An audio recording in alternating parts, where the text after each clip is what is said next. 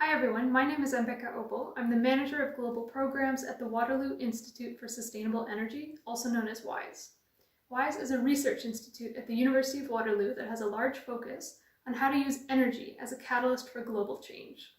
Today, I would like to share with you how to look at energy in a new light, as a connector and a foundation for many forms of sustainable development. I'm speaking to you today from the traditional territory of the Haudenosaunee, Anishinaabe, and Neutral peoples. 10 kilometers on either side of the Grand River is known as the Haldimand Tract, land set aside for the Haudenosaunee by the British General Haldimand in return for their support to the British in the American Revolutionary War. Through the Dish with One Spoon Treaty, the Haudenosaunee and Anishinaabe agreed to share and protect this land together. But what you might not know is that all settlers have also been invited into this treaty, including myself, including many at WISE, and probably many of us listening right now. I am actively continuing to learn about the land and learn about my responsibilities as a Dish with One Spoon treaty member. And I encourage all of you who are listening right now to get to know whose land you live on as well. All right, let's get started. First, let's get familiar with the Sustainable Development Goals. In 2015, the member states of the United Nations worked together to create the 17 Sustainable Development Goals, or SDGs. These goals represent areas of human, environmental, and economic development that must be achieved by 2030 in order to create a sustainable and equitable world. These goals are extremely powerful as they provide a framework for guiding global development and indicators to measure their success. Each of these goals are important and necessary, and they're also interconnected. You can't achieve no poverty without gender equality, or climate action without strong institutions, and so on.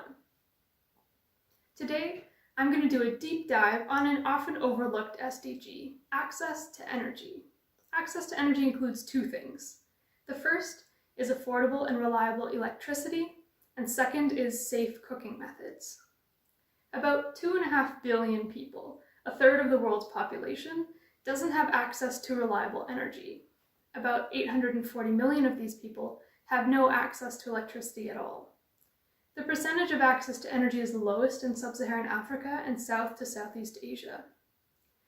I believe that if you could only make one positive change in a community, it should be the provision of safe, affordable, and clean energy.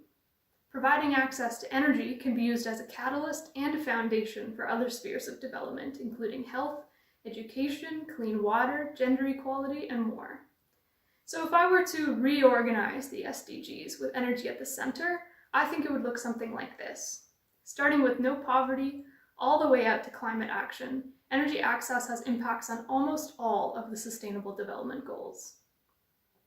All right, so let's dive into some examples of how energy does impact other kinds of development. First off, access to energy has impacts on health. Approximately 3 billion people around the world use solid fuels like wood, charcoal, or dung in order to cook. These fuels, especially when they're burned indoors, create harmful air pollution.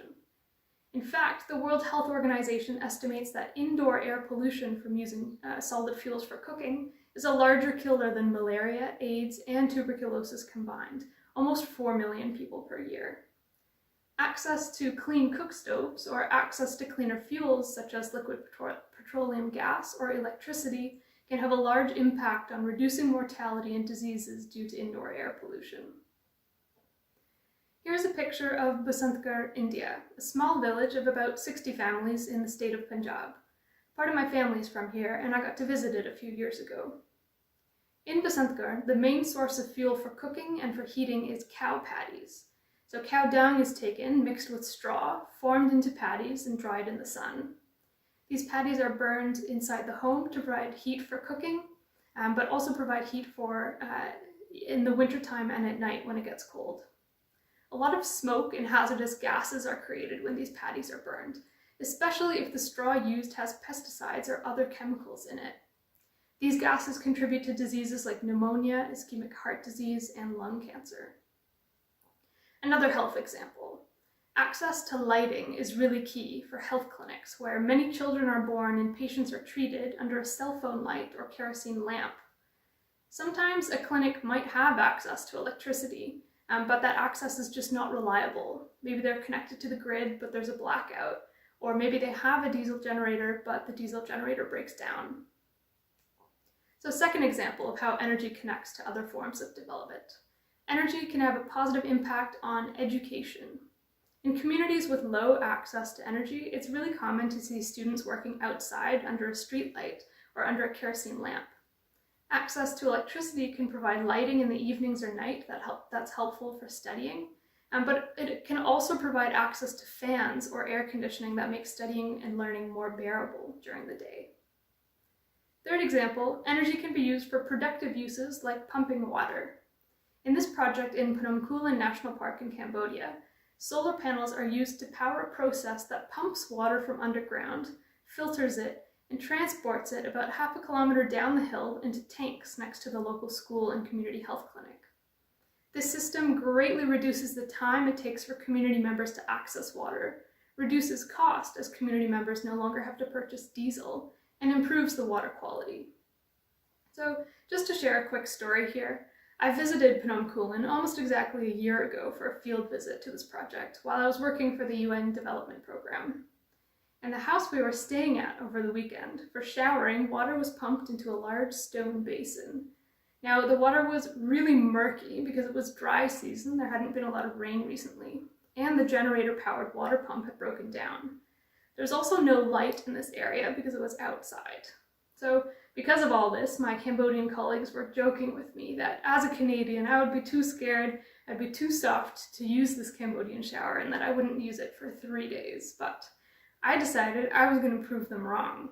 I went in the next morning with high hopes, but I came out with broken glasses, only one shoe, and a scraped knee, because it was just so hard to see in there. I guess I should have listened to my Cambodian colleagues. This is a lighthearted example, but I really learned the value of having light and having clean water that day.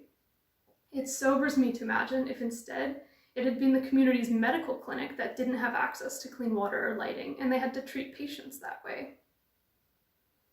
Here's a fourth example of the connections between energy and development. Access to energy has connections to gender equality. Households that are led by women have been found to be many times more likely to successfully learn about and adopt energy access solutions. Focusing on women-headed households is a strategy used by many development practitioners to catalyze development. In our projects at WISE, we've seen the impact women have on their communities and households, and often include entrepreneurship training or other supports to women to build the success of our energy projects. So, I've talked a lot about how energy can have a positive impact on other areas of human development, but I believe the power of energy access goes beyond development. Energy also provides a high social value that is difficult to be quantified. Energy can provide comfort through heating and cooling, sufficient light, powering entertainment, and more. Access to energy reduces the massive amounts of time and money many spend collecting wood, collecting diesel, fixing generators, etc. Energy provides safety, such as the lighting of dark roads, powering medical equipment, powering essential communications devices. Overall, I see energy as a sort of buffer that improves many aspects of life, both developmentally and socially. These 5 examples, health, education, clean water, gender equality, and the social value of energy, give you a snapshot of the transformative power that energy has to catalyze development. But what does this mean for you? You may remember the map I showed earlier. Canada is shown in a happy dark blue, but energy access is not perfect in Canada and many of the other dark blue countries. Here's a map of the diesel-dependent communities in Canada. These communities are often remote, have high Indigenous populations, are far away from infrastructure like electrical grids and road networks, and because of that rely on diesel generators for electricity. Diesel systems are generally less reliable, burning diesel can cause harmful health impacts, and diesel systems are expensive. People in Nunavut and the Northwest Territories, for example, pay 3 times as much for their electricity as I do in Ontario. There is incredible clean energy leadership across Canada that's working on energy access issues, and it's being led by Indigenous communities and organizations. Gull Bay First Nation, for example, created Canada's first fully integrated remote renewable energy storage microgrid. which is powering the community and reducing the need for diesel. Gull Bay First Nations microgrid is one of more than 197 medium to large and potentially more than 2,000 small renewable energy systems in place across Canada that have Indigenous leadership or involvement. Along with learning about issues and successes regarding energy access in Canada, my final call to action to all of you is simply to cherish your energy. Have gratitude that energy is available to you, that it's safe, it's reliable, and is much more affordable than many other places in Canada and around the world.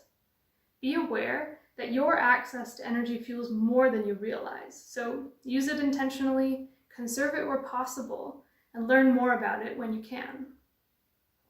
As former UN Secretary General Ban Ki-moon once said, energy is the golden thread that connects economic growth, social equity, and environmental sustainability.